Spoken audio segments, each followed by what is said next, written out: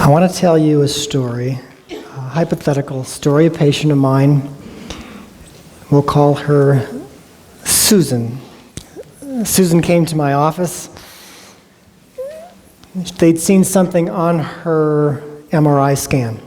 She'd been very distressed about it. When we see patients in the office, generally we look at the scan first just to see, okay, I don't walk in the room without knowing what was on the scan. So I looked at the scan. It was nothing significant, what we would call a normal variant. It was just the normal brain anatomy.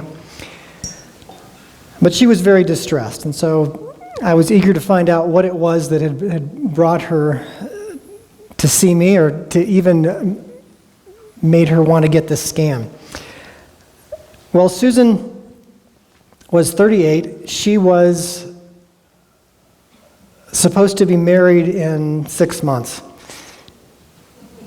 So she was a little bit anxious about this. She wanted to lose weight for her wedding. And so, actually what had happened is she went shopping for wedding dresses with her mother-in-law. And her mother-in-law talked her into getting a wedding dress one size smaller than she was. So, which she said would motivate her to lose weight. Susan then thought, this is no problem, I can do this. And so she started exercising every day. And she would go to the gym, and she would go on walks, and she would exercise every day. And what do you know? She was gaining weight.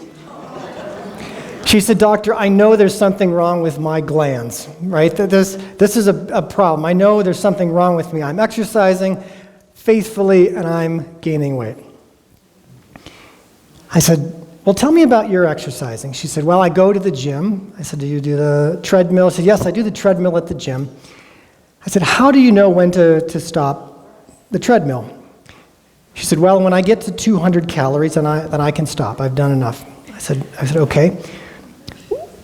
What does it mean that you do 200 calories? And she said, "Well, if I do 200 calories, then I can have a brownie."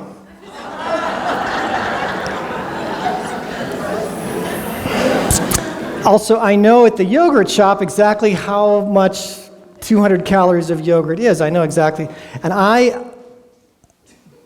always cut a brownie square smaller than 200 calories, so I should be losing weight. I always put less yogurt in than 200 calories, and I don't have many toppings, so I know I should be losing weight, and I'm gaining weight. I said, I think I see the problem.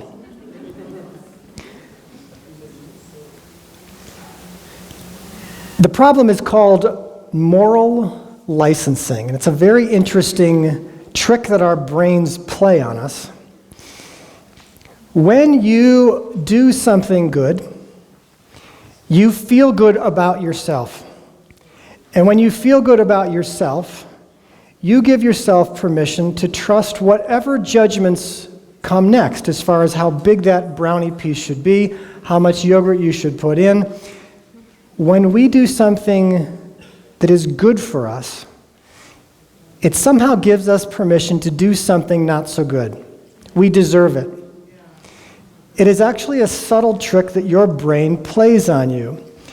And people who think of themselves a little more righteously are actually more susceptible. So people in religious communities, doctors, pastors, politicians, anyone who has a position that reminds them of their virtue is even more susceptible, which is why we see the scandals that we see. We say, oh, how could that have ever happened? Moral licensing is something we all need to know about.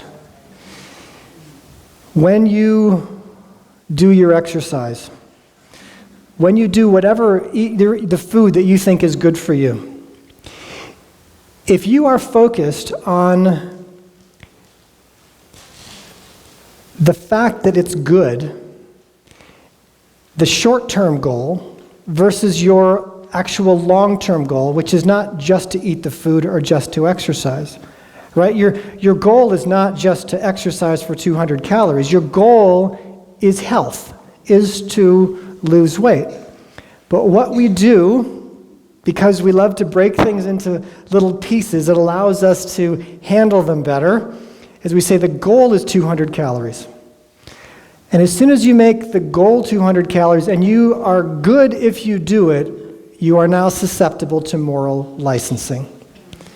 Because now when you are good, it's going to give you permission to be bad. Or I would say, instead of saying to be bad, to do something that is not consistent with your long-term goals. Some interesting research was done. This baffled the researchers when it first came out because nobody could believe it. They gave students a choice. Chocolate chip cookie or a fat-free yogurt. So it was a health-conscious campus, and 57% of them chose the cookie, which was good. A lot of them actually chose the yogurt. They said to this group, if we are going to give you actually the same choice next week. 1 week from now, you're going to have the same choice. Cookie or yogurt. Now, which one do you want?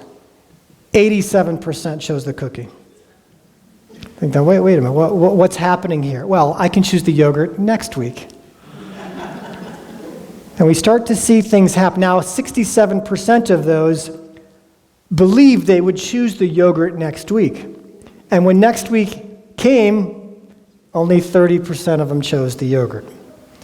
So we forecast into the future, and this is a form of moral licensing. We think, I can be good next week. When salads appeared on the menu at McDonald's, wow, that's a good thing, right? Sales of Big Macs went way up. Doesn't make sense. Oh, I can have the salad next week. And you notice how powerful this is. It was baffling to the people when this information started coming in, how quickly we will morally license whenever we feel good about ourselves. So it's something that I want to bring to your attention so that you can look at your own lives and say, where might I do some moral licensing? Where is this running in my subconscious mind that I'm actually not aware of?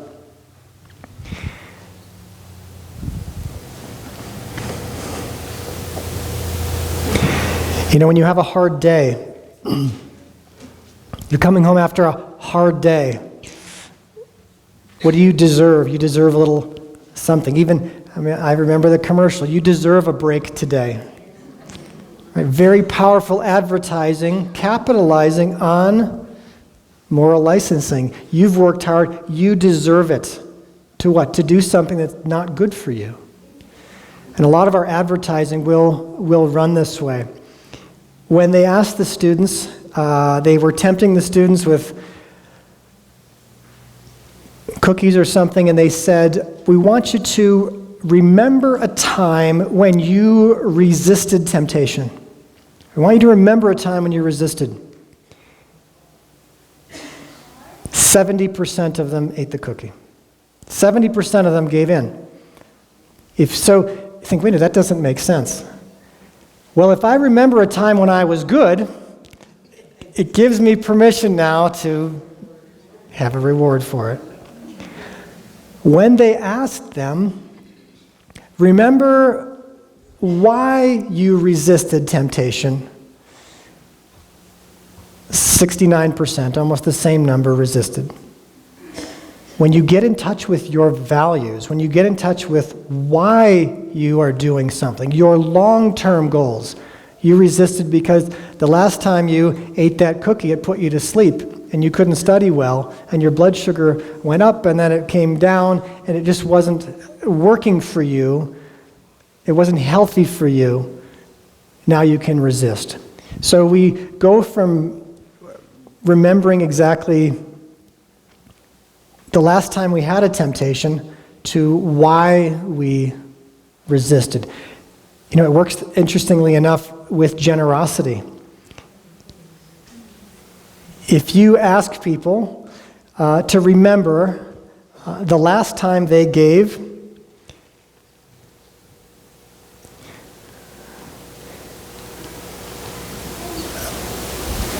the donations drop significantly.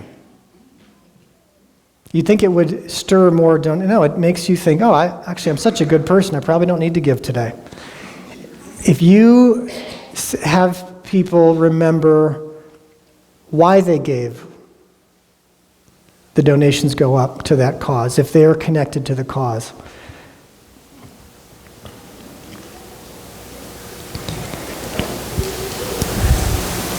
Weight Watchers meetings. People are coming out of the Weight Watchers meeting, and they say, we've got an apple here or a chocolate bar.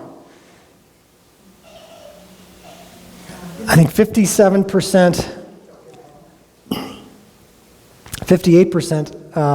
took the chocolate. When they were asked to, when they were reminded of their progress, how much weight they had lost, 85% took the chocolate. See, this doesn't make sense to us, not what we would think.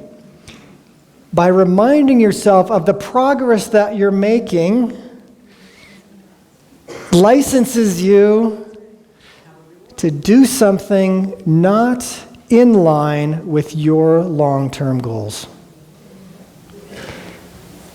85% took the chocolate when the dieters were reminded how much progress they had made with weight loss.